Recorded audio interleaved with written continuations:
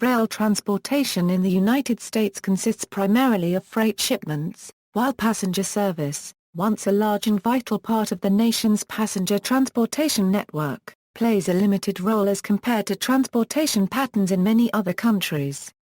History equals 1826 euro 1850 equals. During this period, Americans watched closely the development of railways in England.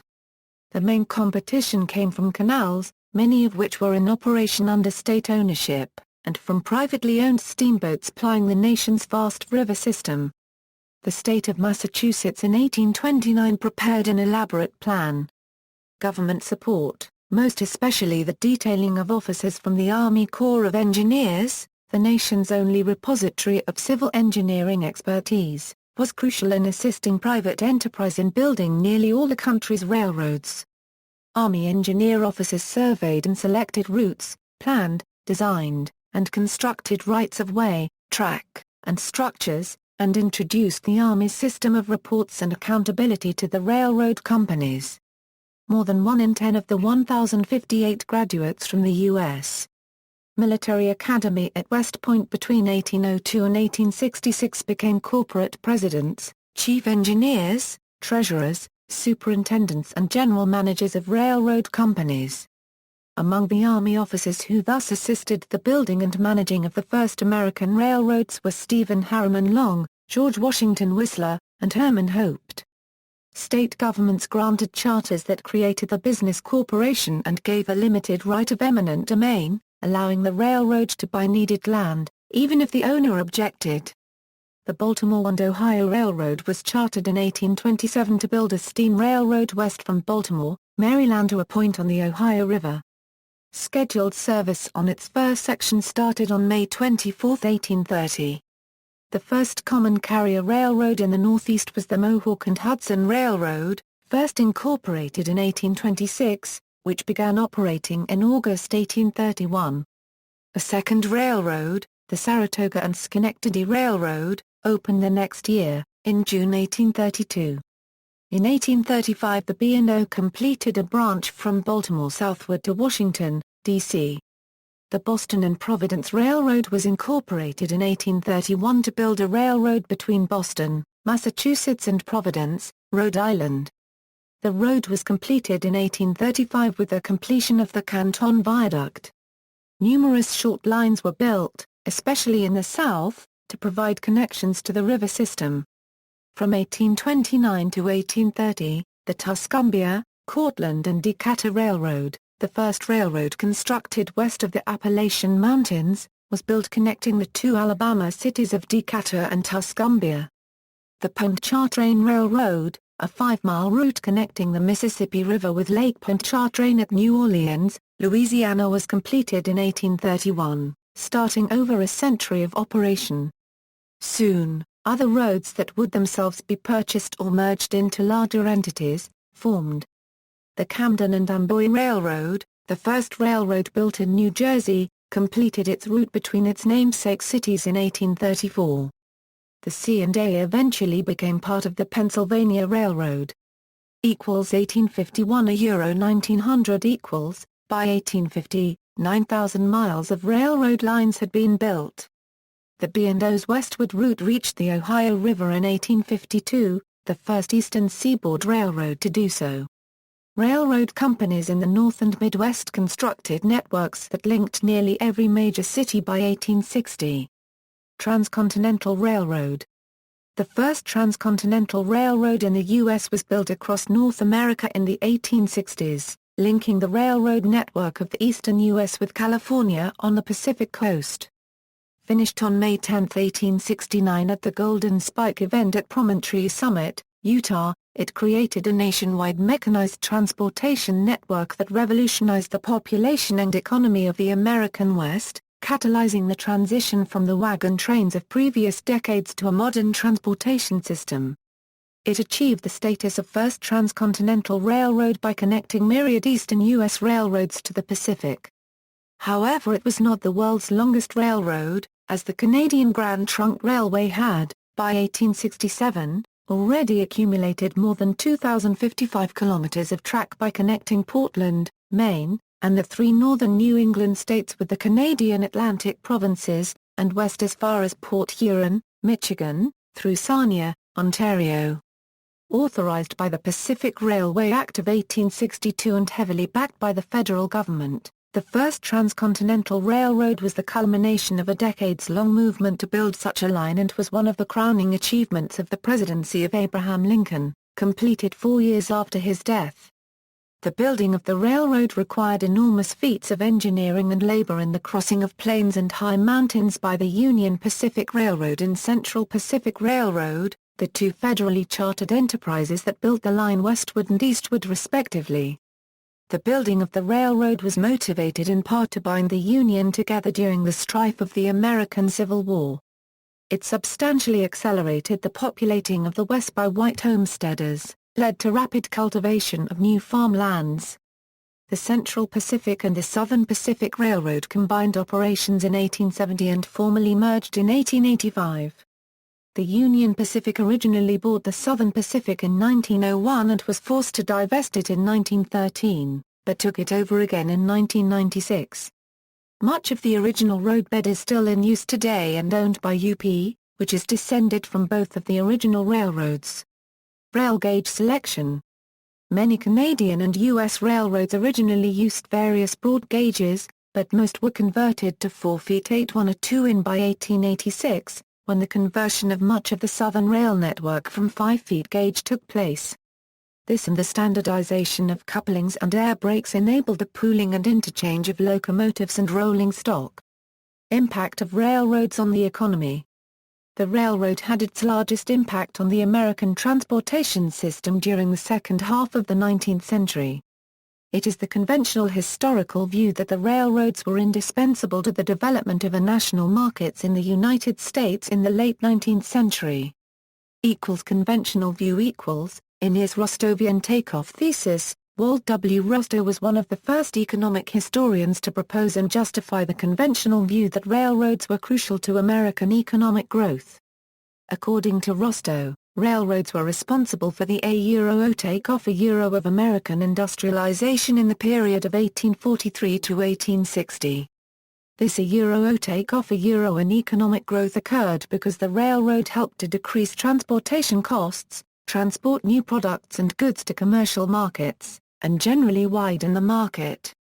Furthermore, the development of railroads stimulated the growth of the modern coal, iron, and engineering industries, all of which were essential for wider economic growth. According to Rostow unregistered trademark S takeoff thesis, railroads generated new investment, which simultaneously helped develop financial markets in the United States. Like Rostow, American economic historian Leland Jenks similarly claims that railroads had a direct impact on the growth of the United States unregistered trademark real income and an indirect impact on its economic expansion. Contemporary American economic historians have challenged this conventional view. The respective findings of Robert Fogel and Albert Fischlow do not support Rostow unregistered trademark S claim that railroads stimulated widespread industrialization by increasing demand for coal, iron, and machinery. Drawing upon historical data, Robert Fogel found that the impact of railroads on the iron and steel industries was minimal. From 1840 to 1860, railroad production used less than 5% of the total pig iron produced. In addition, Fogel argues, only 6% of total coal production from 1840 to 1860 was consumed by railroads through consumption of iron products. Like Fogel, Fischlow showed that most railroads used very little coal during this time period because they were able to burn wood instead. Fischlow also found that iron used by railroads was only 20% of net consumption in the 1850s. Robert Fogel Fogel concludes that railroads were important but not essential to late 19th century growth in the U.S. To conduct his analysis, Fogel measures the A-O social saving created by railroads, which he defines as the difference between the actual level of national income in 1890 and the theoretical level of national income if transportation adjusted in the most efficient way possible to the absence of the railroad. He found that without the railroad, America unregistered trademark S gross national product would have been 7.2% less in 1890. while the largest contribution to GNP growth made by any single innovation before 1900, this percentage only represents €3 years of GNP growth. Fogel makes several key assumptions and decisions in his analysis.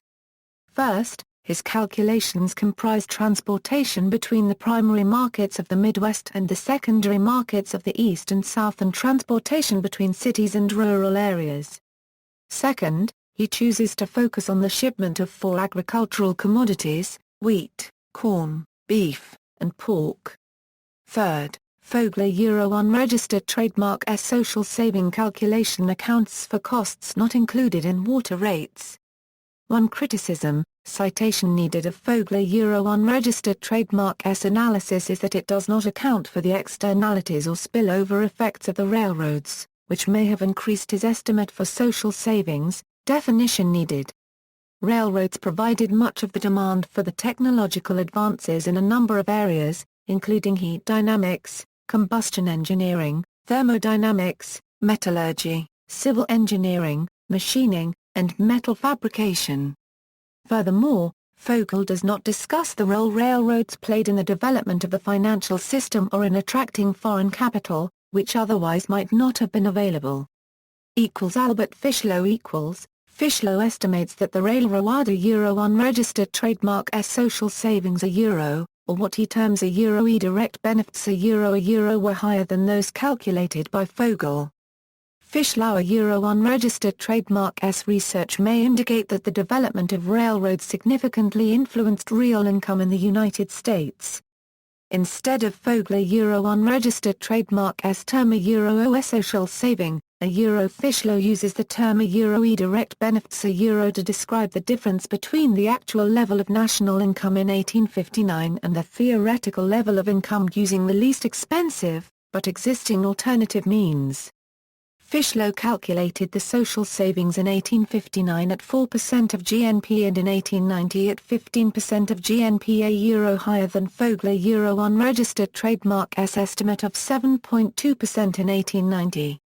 Monopolies, antitrust law, and regulation. Industrialists such as Cornelius Vanderbilt and Jay Gould became wealthy through railroad ownerships, as large railroad companies such as the New York Central, Grand Trunk Railway and the Southern Pacific span several states. In response to monopolistic practices and other excesses of some railroads and their owners, Congress created the Interstate Commerce Commission in 1887. The ICC indirectly controlled the business activities of the railroads through issuance of extensive regulations. Congress also enacted antitrust legislation to prevent railroad monopolies, beginning with the Sherman Antitrust Act in 1890. 1901 1970 The principal mainline railroads concentrated their efforts on moving freight and passengers over long distances.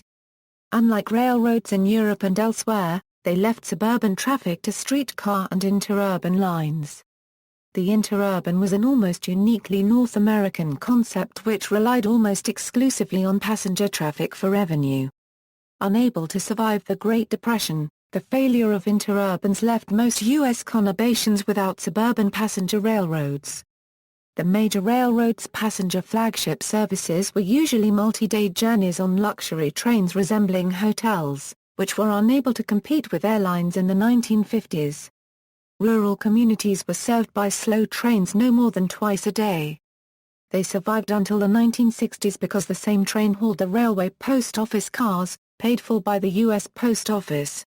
RPOs were withdrawn when mail sorting was mechanized. As early as the 1930s, automobile travel had begun to cut into the rail passenger market, somewhat reducing economies of scale, but it was the development of the interstate highway system and of commercial aviation in the 1950s and 1960s, as well as increasingly restrictive regulation, that dealt the most damaging blows to rail transportation, both passenger and freight. Some conspiracy-minded opponents of automobiles claimed there was a great American streetcar scandal. There was little point in operating passenger trains to advertise freight service when those who made decisions about freight shipping traveled by car and by air, and when the railroad's chief competitors for that market were interstate trucking companies. Soon, the only things keeping most passenger trains running were legal obligations. Meanwhile, companies who were interested in using railroads for profitable freight traffic were looking for ways to get out of those legal obligations, and it looked like intercity passenger rail service would soon become extinct in the United States beyond a few highly populated corridors. The final blow for passenger trains in the U.S. came with the loss of railroad post offices in the 1960s. On May 1, 1971, the federally funded Amtrak took over all intercity passenger rail service in the continental United States. The Rio Grande, with its Denver-Ogden Rio Grande Zephyr, and the Southern with its Washington, D.C. New Orleans Southern Crescent chose to stay out of Amtrak, and the Rock Island, with two intrastate Illinois trains, was too far gone to be included into Amtrak. Freight transportation continued to labor under regulations developed when rail transport had a monopoly on intercity traffic, and railroads only competed with one another. An entire generation of rail managers had been trained to operate under this regulatory regime. Labor unions and their work rules were likewise a formidable barrier to change. Overregulation, management and unions formed an iron triangle of stagnation, frustrating the efforts of leaders such as the New York Central's Alfred E. Perlman. In particular, the dense rail network in the northeastern U.S. was in need of radical pruning and consolidation. A spectacularly unsuccessful beginning was the 1968 formation and subsequent bankruptcy of the Penn Central, barely 2 years later. 1970 present equals.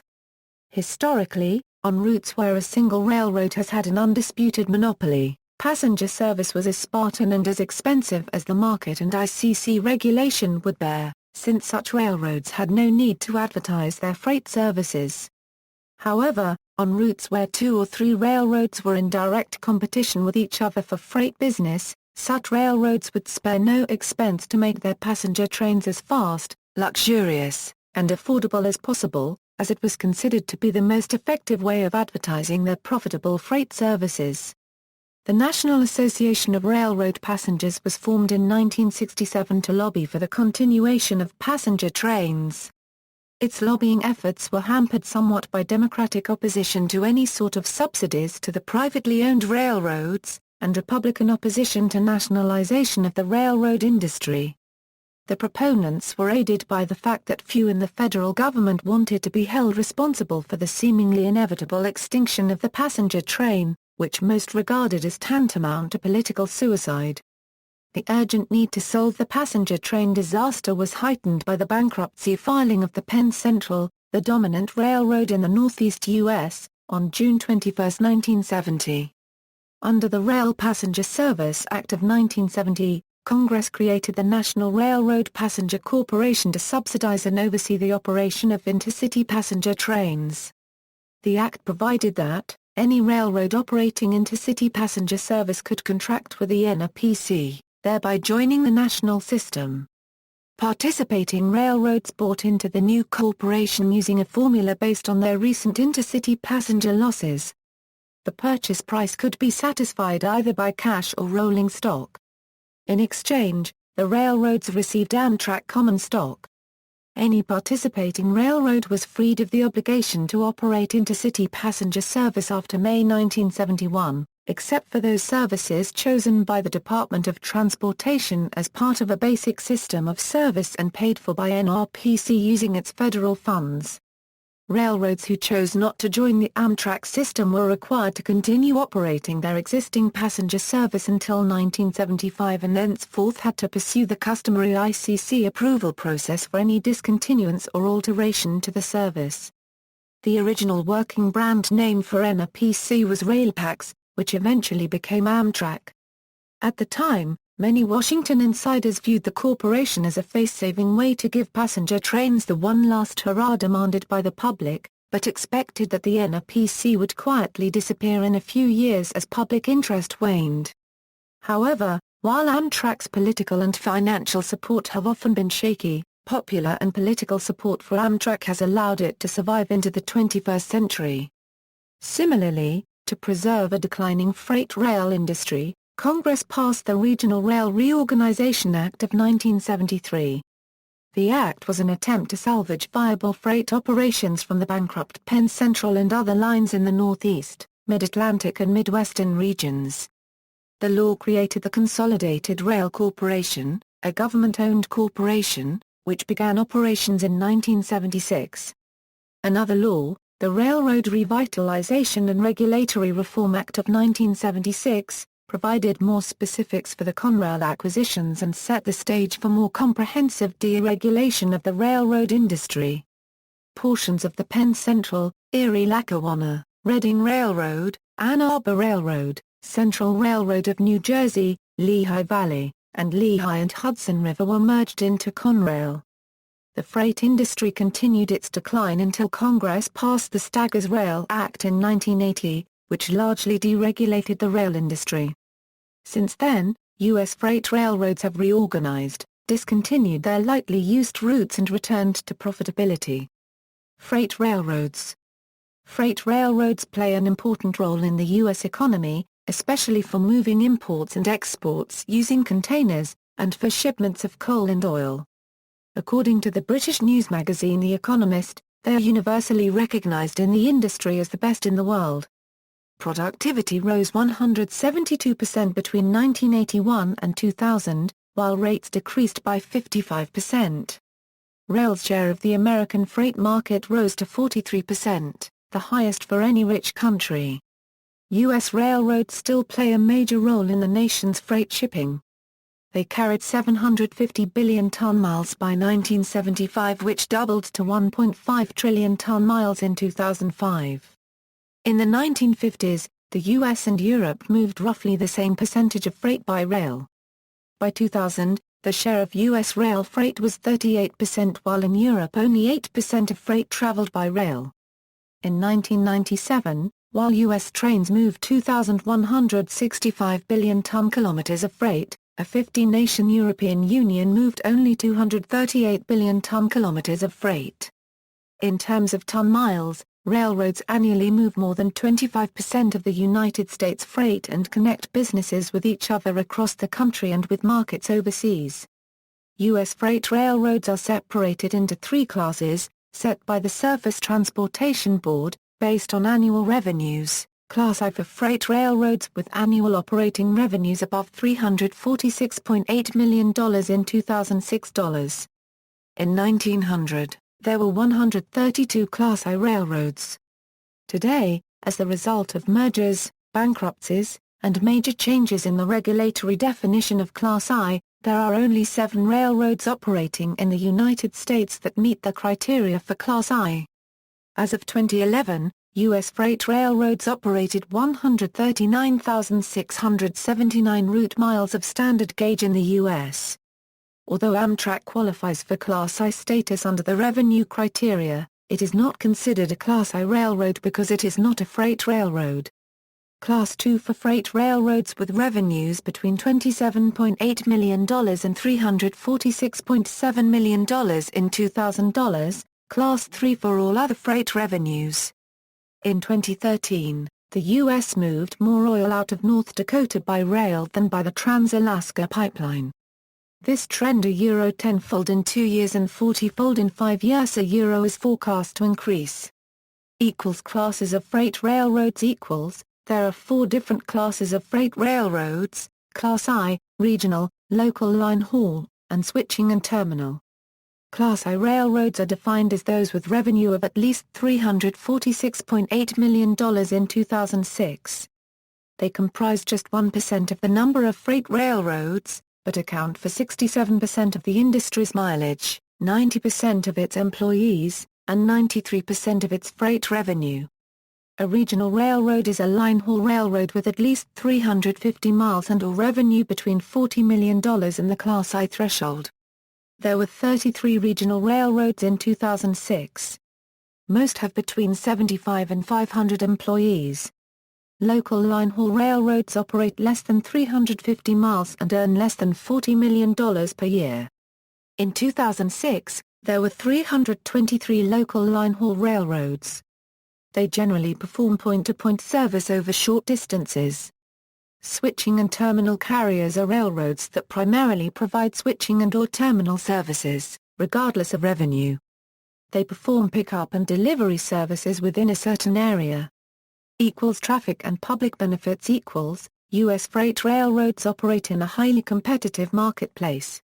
To compete effectively against each other and against other transportation providers, railroads must offer high-quality service at competitive rates. In 2011, within the U.S., railroads carried 39.9% of freight by ton-mile, followed by trucks, oil pipelines, barges and air. However, railroads' revenue share has been slowly falling for decades, a reflection of the intensity of the competition they face and of the large rate reductions railroads have passed through to their customers over the years.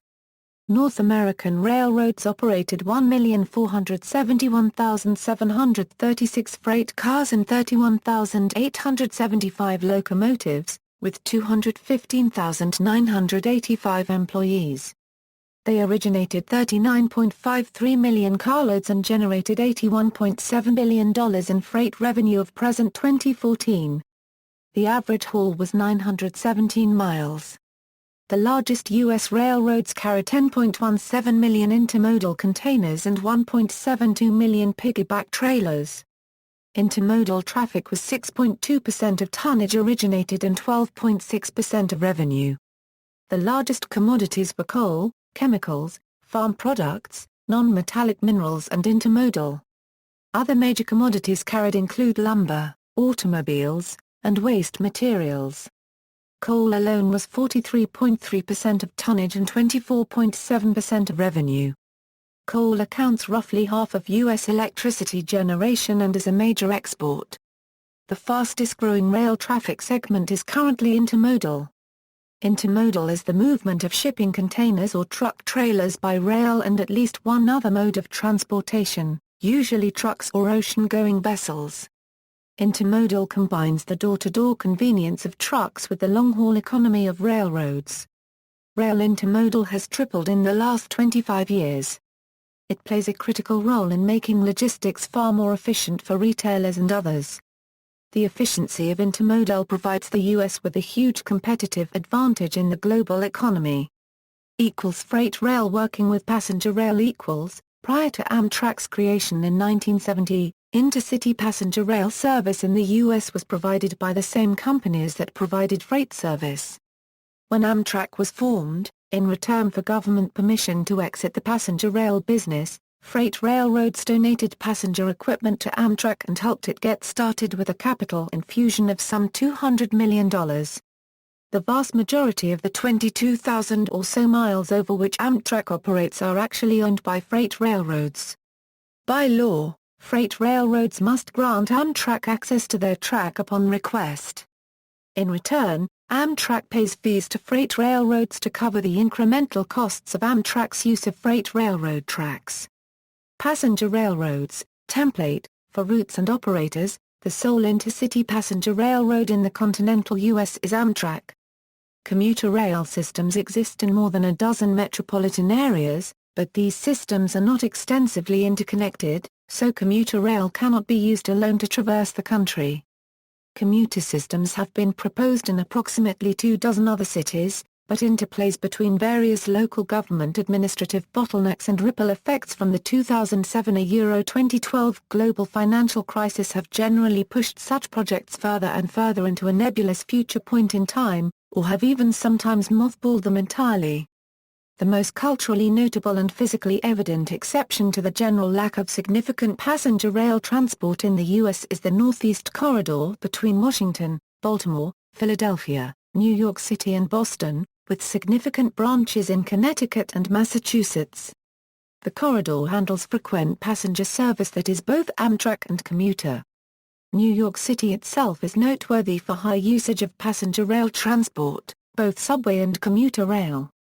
The subway system is used by one-third of all U.S. mass transit users. Other major cities with substantial rail infrastructure include Boston's MBTA, Philadelphia's SEPTA, and Chicago's elevated system and commuter rail system Metra. The commuter rail systems of San Diego and Los Angeles, Costa and Metrolink, connect in Oceanside, California. Car types equals, the basic design of a passenger car was standardized by 1870. By 1900 the main car types were, baggage, coach, combine, diner, dome car, lounge, observation, private, Pullman, railroad, post office and sleeper. 19th century, first passenger cars and early development. The first passenger cars in the resembled stagecoaches. They were short, often less than 10 feet long, tall and rode on a single pair of axles. American mail cars first appeared in the 1860s and at first followed English design. They had a hook that would catch the mail bag in its crook. As locomotive technology progressed in the mid-19th century, trains grew in length and weight. Passenger cars grew along with them, first getting longer with the addition of a second truck, and wider as their suspensions improved. Cars built for European use featured side door compartments, while American car design favored a single pair of doors at one end of the car in the car's vestibule. Compartmentized cars on American railroads featured a long hallway with doors from the hall to the compartments. One possible reason for this difference in design principles between American and European car building practice could be the average distance between stations on the two continents. While most European railroads connected towns and villages that were still very closely spaced, American railroads had to travel over much greater distances to reach their destinations. Building passenger cars with a long passageway through the length of the car allowed the passengers easy access to the restroom, among other things, on longer journeys. Dining cars first appeared in the late 1870s and into the 1880s. Until this time, the common practice was to stop for meals at restaurants along the way. At first, the dining car was simply a place to serve meals that were picked up en route, but they soon evolved to include galleys in which the meals were prepared. 1900 to 1950, lighter materials, new car types. By the 1920s, passenger cars on the larger standard gauge railroads were normally between 60 and 70 feet long. The cars of this time were still quite ornate, many of them being built by experienced coach makers and skilled carpenters. With the 1930s came the widespread use of stainless steel for car bodies. The typical passenger car was now much lighter than its heavyweight cousins of old. The new lightweight and streamlined cars carried passengers in speed and comfort to an extent that had not been experienced to date. Aluminum and cotton were also used in lightweight car construction, but stainless steel was the preferred material for car bodies. It is not the lightest of materials, nor is it the least expensive, but stainless steel cars could be, and often were, left unpainted except for the car's reporting marks that were required by law. By the end of the 1930s, railroads and car builders were debuting car body and interior styles that could only be dreamed of before. In 1937, the Pullman Company delivered the first cars equipped with rheumatiza that is, the car's interior was sectioned off into compartments, much like the coaches that were still in widespread use across Europe. Pullman's roumettes, however, were designed with a single traveler in mind. The roumette featured a large picture window, a privacy door, a single fold-away bed, a sink and small toilet. The roumette's floor space was barely larger than the space taken up by the bed, but it allowed the traveler to ride in luxury compared to the multi-level semi-private berths of old. Now that passenger cars were lighter, they were able to carry heavier loads, but the size of the average passenger load that rode in them didn't increase to match the car's new capacities. The average passenger car couldn't get any wider or longer due to side clearances along the railroad lines, but they generally could get taller because they were still shorter than many freight cars and locomotives. As a result, the railroad soon began building and buying dome and bi-level cars to carry more passengers. 1950 present, high technology advancements equals. Car body styles have generally remained consistent since the middle of the 20th century. While new car types have not made much of an impact, the existing car types have been further enhanced with new technology. Starting in the 1950s, the passenger travel market declined in North America, though there was growth in commuter rail. The higher clearances in North America enabled bi-level commuter coaches that could hold more passengers. These cars started to become common in the United States in the 1960s. While intercity passenger rail travel declined in the United States during the 1950s, ridership continued to increase in Europe during that time. with the increase came newer technology on existing and new equipment. The Spanish company Tallo began experimenting in the 1940s with technology that would enable the axles to steer into a curve, allowing the train to move around the curve at a higher speed. The steering axles evolved into mechanisms that would also tilt the passenger car as it entered a curve to counter the centrifugal force experienced by the train, further increasing speeds on existing track. Today, tilting passenger trains are commonplace. Tallo's trains are used on some short and medium-distance routes such as Amtrak Cascades from Eugene, Oregon, to Vancouver, British Columbia. U.S. high-speed rail equals rolling stock reporting marks. Every piece of railroad rolling stock operating in North American interchange service is required to carry a standardized set of reporting marks. The marks are made up of a 2 to 4 letter code identifying the owner of the equipment accompanied by an identification number and statistics on the equipment's capacity and tear weight. Marks whose codes end in X are used on equipment owned by entities that are not common carrier railroads themselves. Marks whose codes end in U are used on containers that are carried in intermodal transport, and marks whose codes end in Z are used on trailers that are carried in intermodal transport, per ISO standard 6346. Most freight cars carry automatic equipment identification or RFID transponders. Typically, railroads operating in the United States reserve 1 to 4-digit identification numbers for powered equipment such as diesel locomotives and 6-digit identification numbers for unpowered equipment. There is no hard and fast rule for how equipment is numbered. Each railroad maintains its own numbering policy for its equipment. List of major United States railroads.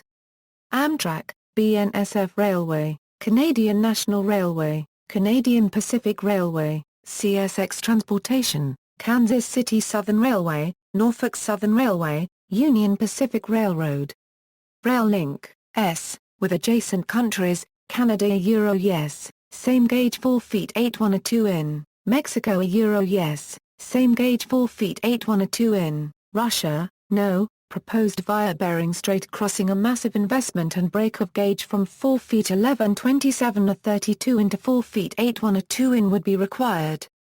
Regulation. Federal regulation of railroads is mainly through the United States Department of Transportation, especially the Federal Railroad Administration which regulates safety, and the Surface Transportation Board which regulates rates, service, the construction, acquisition and abandonment of rail lines, carrier mergers and interchange of traffic among carriers. Railroads are also regulated by the individual states, for example through the Massachusetts Department of Public Utilities.